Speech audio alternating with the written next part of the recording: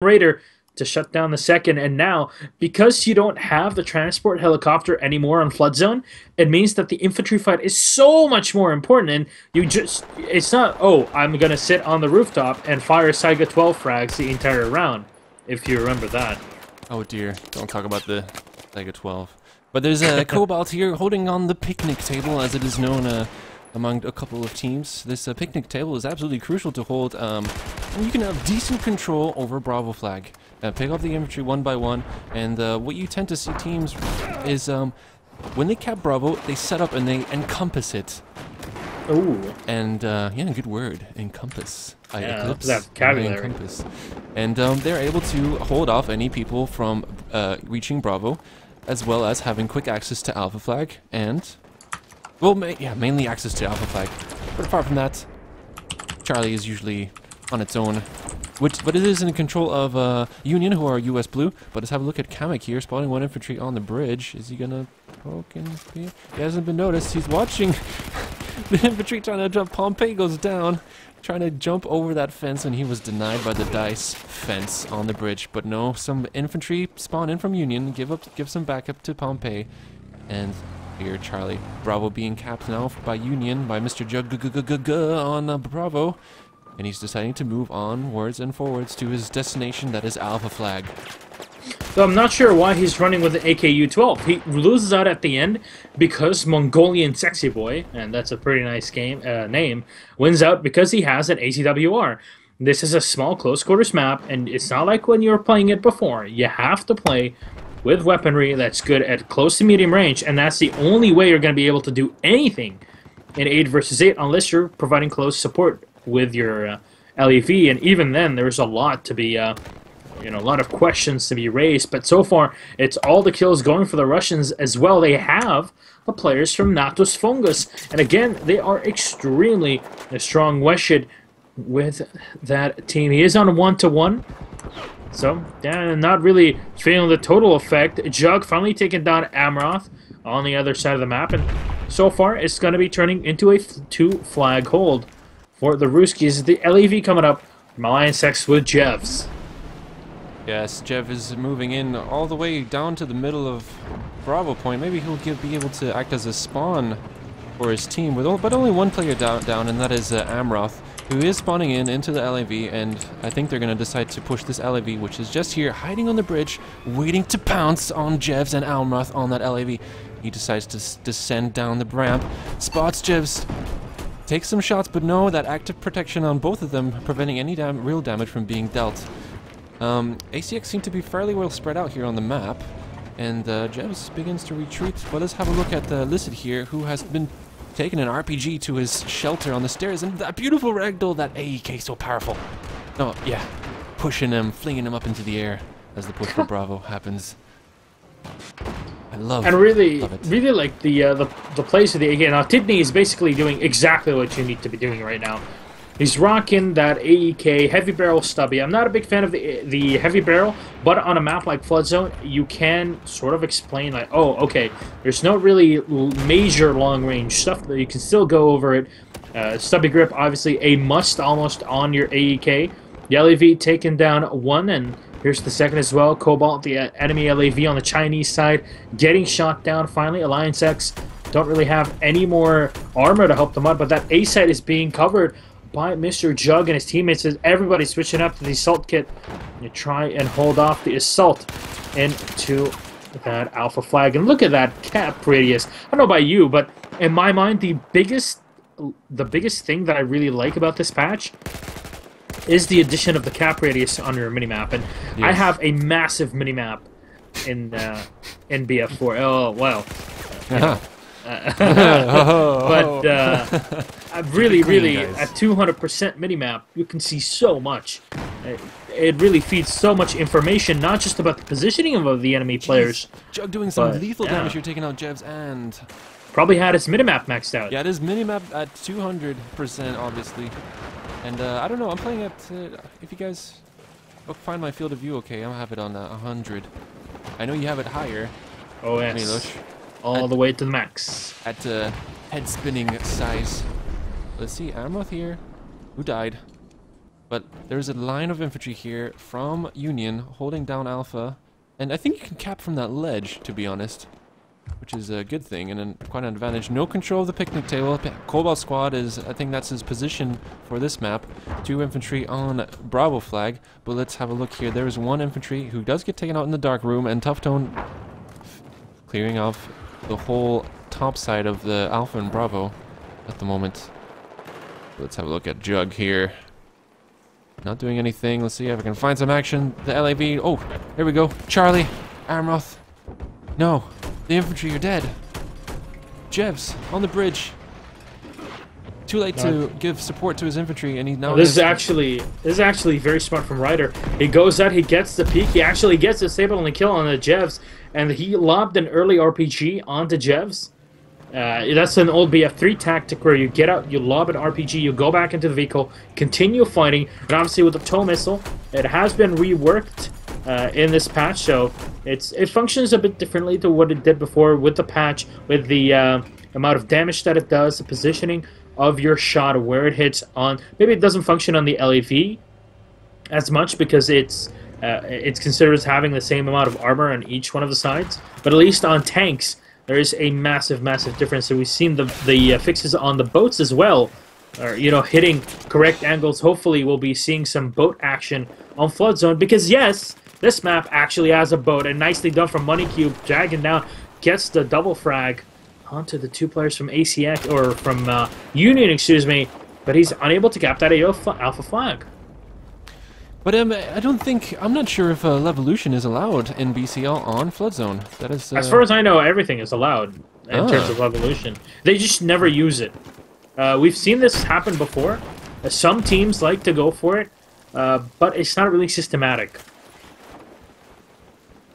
So yeah, back a quick recap of what's been going on right now, guys. This is Mr. Falls, and Milo Semitic here coming to you live on Twitch, levelbf's channel, for the BCL Week 4 match here of the Major Division with ACX and Union. And Union are in the lead with a total of 383 tickets, winning both rounds on Gamemode in style and being united in their gameplay, as Milosh said earlier.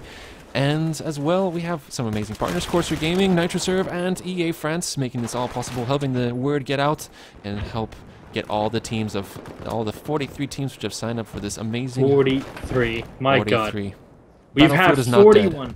Yes, dead game, not yet. 41 teams signed up previously, and now we're at 43 in this season. That is, it's an improvement.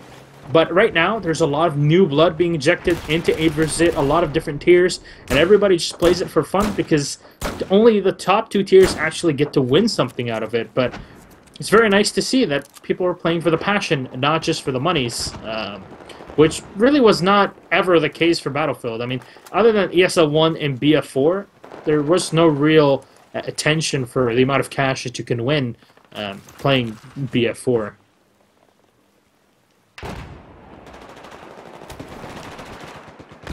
There you go. Good control from Didney, taking down Amroth. But Jevs almost going for the refrag. He pulls out the 44 mag. Well, the 44 Magnum from the kit switch. Oh. Taking out Jevs. Oh no. That rock. I mean, that ledge. It happened to me early today that I unloaded a full clip at a recon guy who was climbing up a ladder, but when he got to the top, he teleported right behind me and managed to knife me. Because dice. But anyways, yes, my friend.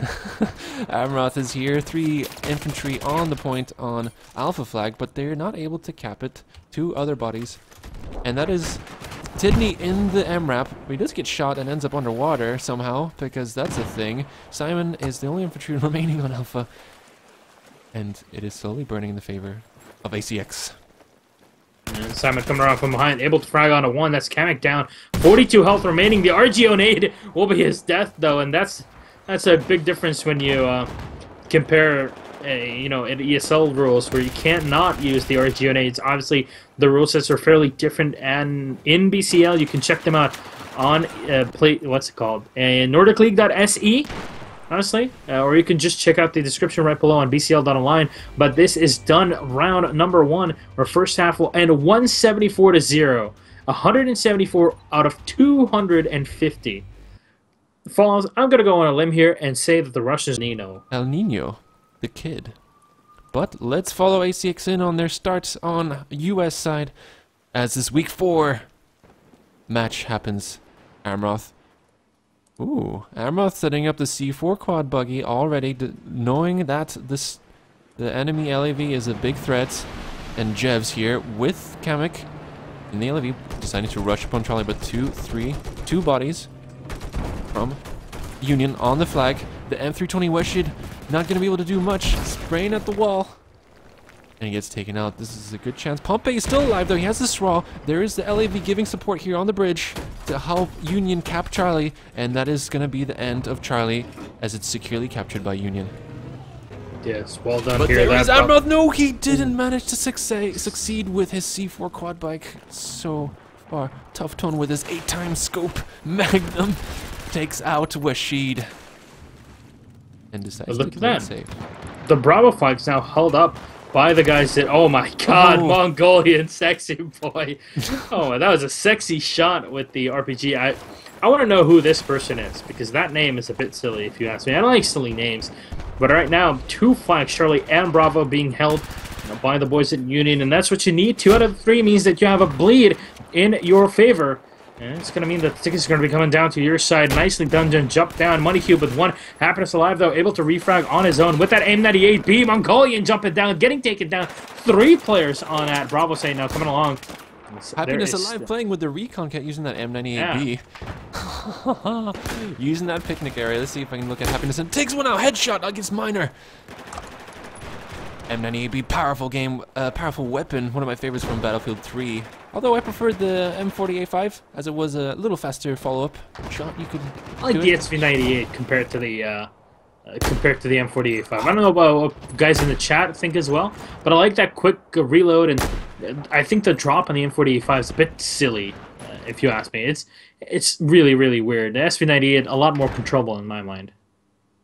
That is true, but no, Happiness Alive does get taken out by the RPK from Cobalt Squad, who's running a support kit.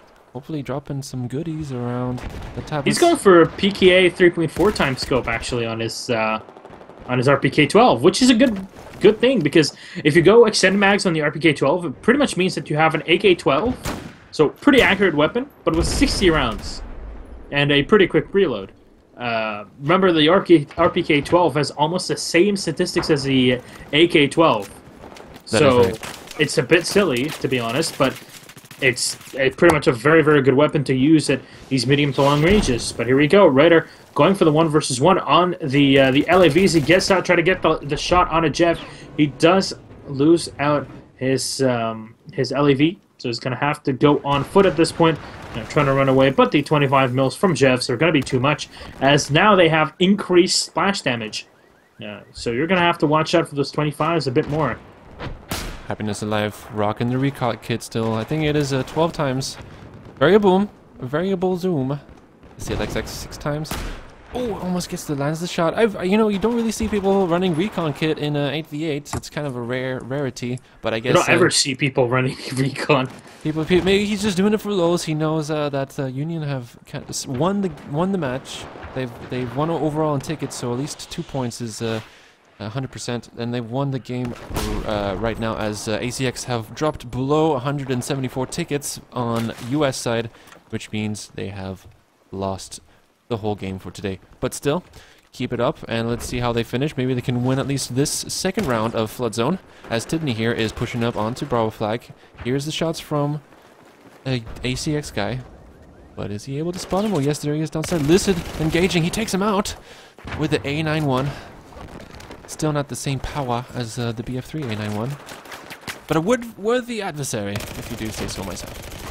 Yeah, it's a pretty good weapon, to be honest. And our buddy from the level streaming team, obviously Brecky, we've plotted to take over BF4 Twitch with at Gamescom, actually, is one hell of a pertainer of the A91. And my God, Happiness through. Oh my God, the wall hacks. Where are you at, JW? And Happiness gets the shot, takes him down. And the recon class is fairly powerful, though not a lot of people actually use it to its fullest extent. And I'm saying Brian D from Video Game High School, obviously in the the chat. I've seen a lot of people with VGHS, but nobody really with VGTG, because VGTG means the chat spot, and that is a Tribes Ascend type thing. I don't know how many players actually remember that stuff. I don't. But I am the greatest chat spot. Brian says he prefers the SV98, and that if you play the class right, then it doesn't matter. Oh yeah. The Recon, one man, one desire. Happiness on the picnic table, picking off the infantry one by one, shot after shot. Will he succeed and secure the victory for Union? Dramatic. Yes, indeed. I'm sorry, I couldn't help it. It's the Slenderman suit, man. How does the Slenderman suit really pushes me to use my announcer voice? Honestly. Yeah. It's I don't know, man. Slender probably was like, he's the guy that does the voice overlays on movies, you know, movie trailers. Yeah. That is confirmed. He passed away recently. The original movie Really? previews guy. Yeah, Don something. I don't remember. Someone Google it quickly in the chat and tell me his name. I think his name was Don. And apparently his voice was like that when he was 13. Is it getting the double kill on the Overwatch here? Taking out 2 infantry from Union. Bravo still in control though. He drops the nade down into the staircase. Hopefully he'll get the nade. No hit markers. The Union player avoiding it at all costs and managing to keep control over that. But no one else here. Just Tidney running around with the medic pack, trying to get the low ambush. Hyman and Happiness holding the roof as always. And Happiness is doing so much. Like, he just took out 3 players from that position with some C4. His JNG and 44 Magnum really is impressive in terms of the plays themselves, and it's so difficult to take down a recon because you can leave 2 players up here, but that's the thing. You can get people to respawn and go back onto the B site. You can get so much information on anybody trying to push onto one side or the other. It's the kill again. There you go. Taking out Lasted. Top level tactics Kappa. Yes. Next on ESL 1. Imagine. Wait, I saw something on Twitter. On Twitter, trying to pick up the infantry there. He gets the 93 assist on that on Money Cube as Simon finished off the job. But I did see that you're doing a 5v5 rocket launcher only domination. Is that happening? Yeah, that's going to be happening next Friday, actually. Anybody can sign up. So far, we don't have a lot of teams. I don't know why, but teams have not performed perfectly, so probably we're going to have it early next week. But anybody can sign up if you're on PC with your own 5v5 team. I can post the link in chat if anybody is interested, but you can play, and your team can win a minimum of 100 euros if you win.